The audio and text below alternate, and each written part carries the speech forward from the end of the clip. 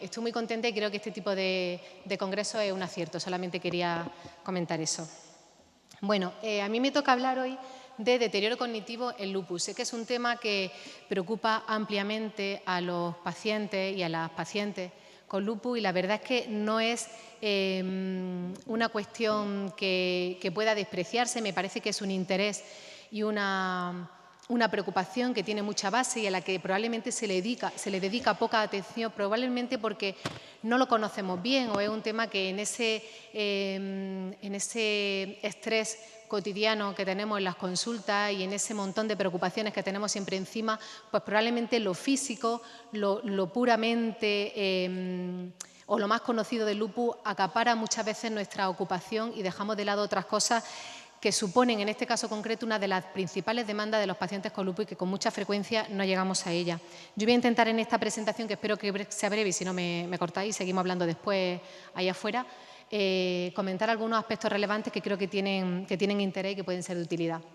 Cuando hablamos con lupus, todos sabemos pues, que es una enfermedad sistémica, todos sabemos que en el lupus las manifestaciones más conocidas pues, son los síntomas cutáneos, los síntomas articulares, la famosa lesión en la cara en piel de mariposa.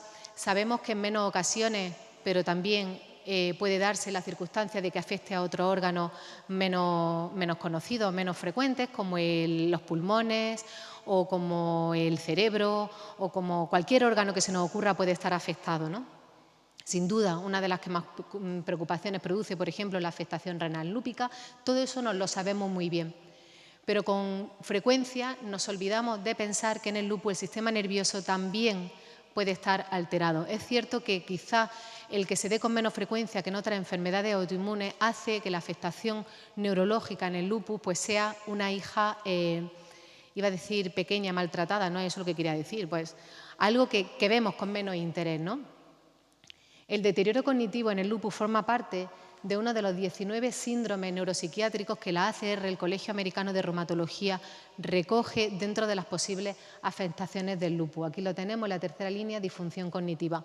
El problema que tenemos muchas veces con la disfunción cognitiva, que ahora explicaremos qué es que a veces puede darse en el contexto exclusivamente, o se puede echar la culpa exclusivamente al padecimiento de un lupus, pero en muchas otras ocasiones el responsable de ese deterioro cognitivo, que como digo, ahora veremos en qué consiste, tiene otras implicaciones, se debe a otra causa, a otro tipo de circunstancias que se pueden dar en los pacientes con lupus.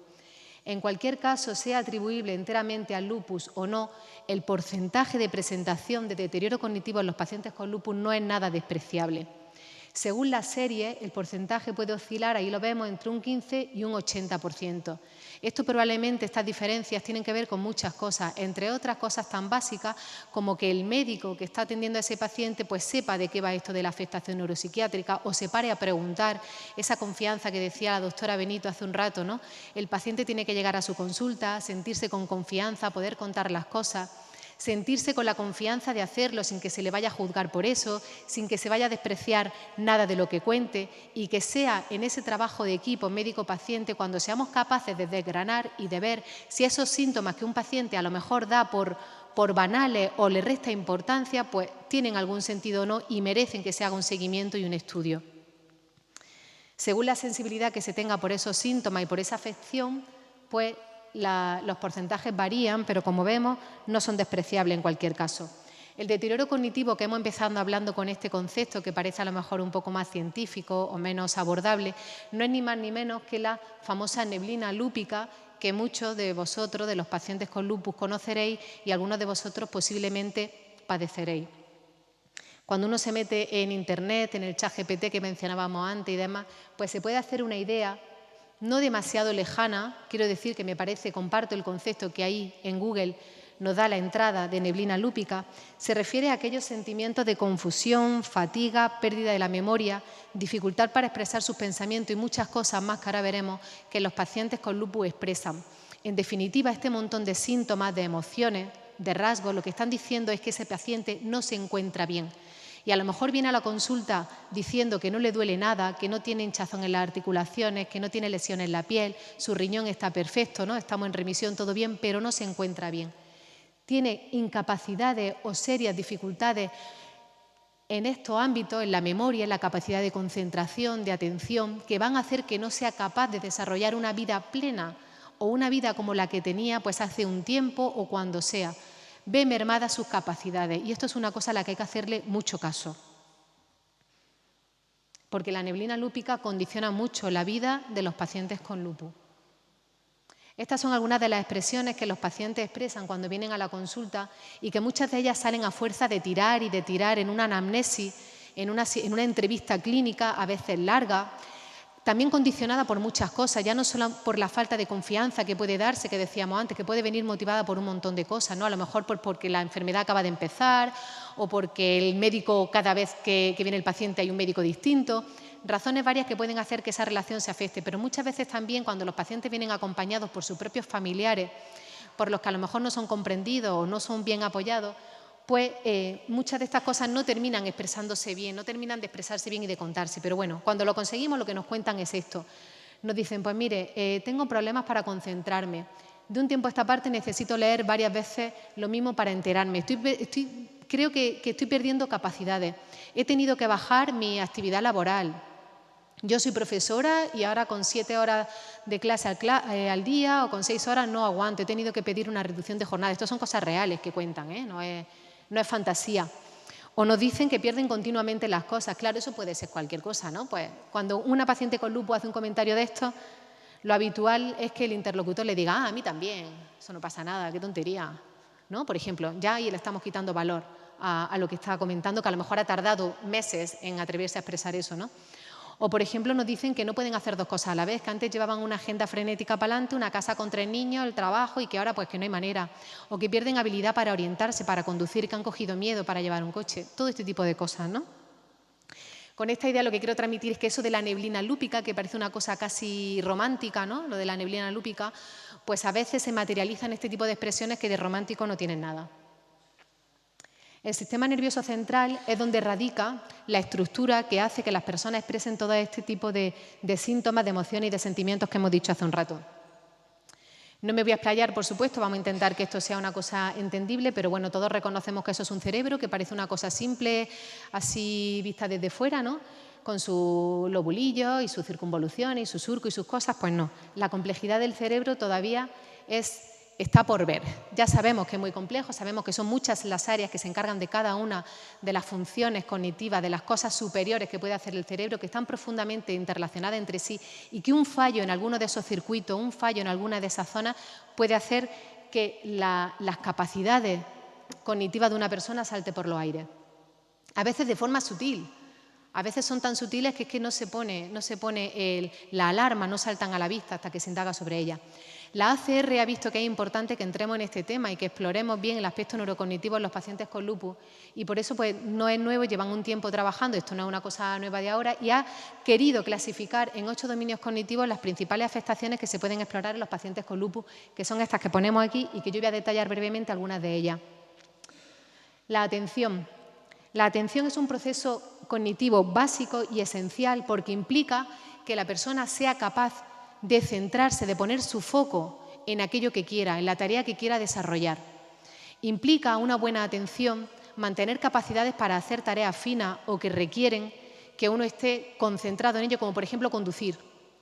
Permite que una persona pueda desarrollar varias tareas al mismo tiempo o permite que una persona en un ambiente ruidoso o en una zona con múltiples distracciones sea capaz de conseguir realizar la tarea a la que estaba dispuesto a ponerse, a enfrentarse, ¿no? Pues la atención es uno de esos dominios cognitivos que vamos a tener alterado con no poca frecuencia en los pacientes con lupus. La memoria, fundamental. ¿Qué decir de la memoria? La memoria es la que permite al cerebro codificar, almacenar y recuperar información ya tenida. Puede ser una memoria en muchas de sus vertientes. A corto plazo, pues, por ejemplo, memorizar un número y recordarlo para hacer una llamada telefónica sobre la marcha. Puede ser una memoria que nos permita reconocer cosas conocidas, desde caras de personas hasta lugares, por ejemplo, para favorecer la orientación. Puede ser una memoria de trabajo que permita que una persona siga desarrollando con las mismas habilidades sus tareas profesionales.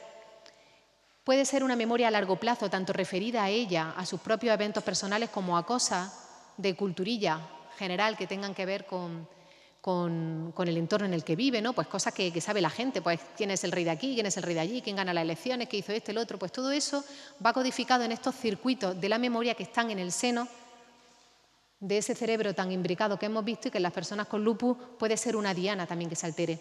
La función ejecutiva se refiere a esos procesos cognitivos complejos que permiten que una persona sea capaz de pensar, organizar, diseñar una estrategia y llevarla a cabo. Es ese tipo de funciones que permiten que una persona pueda tomar decisiones y más allá incluso que sea flexible, que pueda adaptarse al cambio de circunstancias que impliquen un cambio de actitud por su parte. Pues hay gente que este tipo de habilidades que permiten una buena función ejecutiva, pues nota alteración en ella, ¿no? Y en su desarrollo. El lenguaje, ni qué decir, tiene lo fundamental que es tanto el lenguaje escrito como el lenguaje oral, hablado. Tanto en el lenguaje que hablamos como en el que leemos, como en todas las versiones del lenguaje. Ahí he querido representar cómo del lenguaje es el cerebro, qué montón de áreas están implicadas en el cerebro para producir el lenguaje, y eso da una idea, cuando una función requiere de la interrelación de múltiples áreas y circuitos, da una idea también de lo frágil que puede ser el sistema en un momento dado. La percepción es esa propiedad superior cerebral que nos permite interpretar la información que recibimos de los sentidos. ¿Ya? ¿En serio? Venga, voy más rápido. Bueno, lo que quiero decir es que la función cognitiva tiene todos esos brazos, es una cosa muy compleja. No vale decir que estoy nublado, que tengo borroso, no. Cuando una persona con lupus viene contando que tiene ese tipo de cosas, hay que buscarla. ¿Por qué hay que buscarla? Pues porque sabemos que las personas con lupus tienen más disfunción cognitiva que la población general.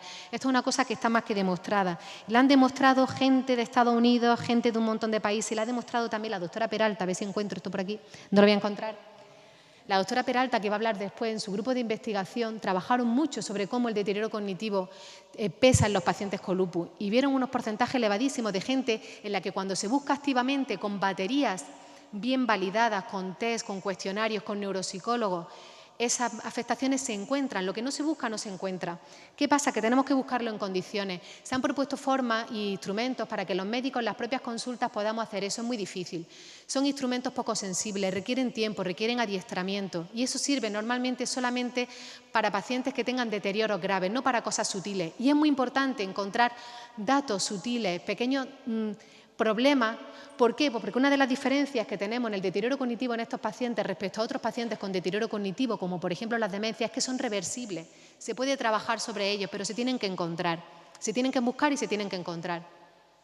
Nuestro sistema de seguridad social todavía no está preparado del todo. Por ejemplo, nosotros en nuestro Hospital del Virgen de las Nieves de Granada no contamos con un servicio de neuropsicología o con neuropsicólogos adscritos a neurología que puedan hacer eso, ¿no?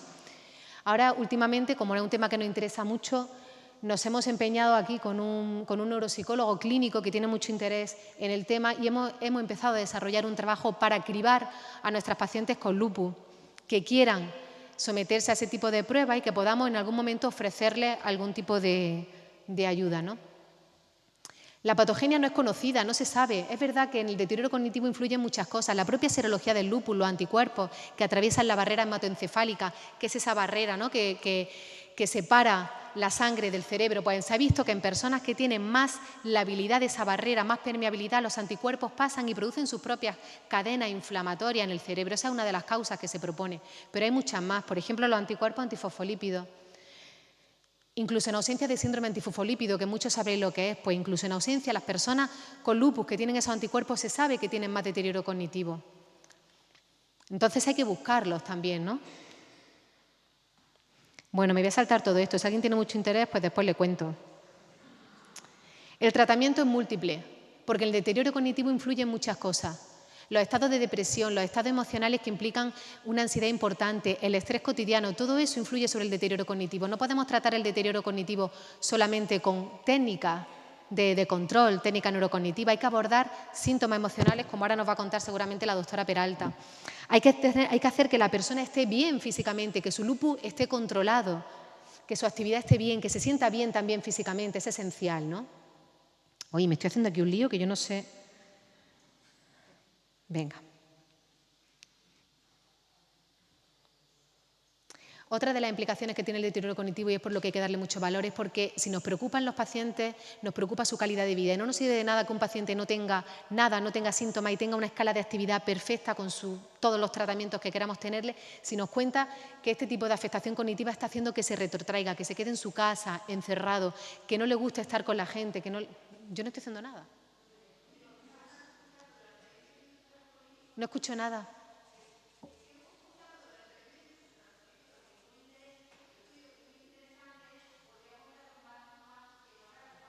No, no me estoy enterando. No escucho nada, lo siento. Ah, claro, no. Bueno, pero ahora, vamos, ahí afuera nos vemos y hablamos y pongo el ordenador ahora cuando terminemos lo que haga falta.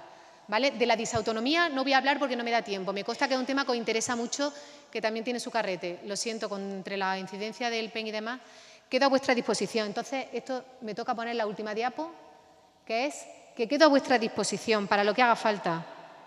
Que estoy para ayudar, si hace falta después o cuando sea.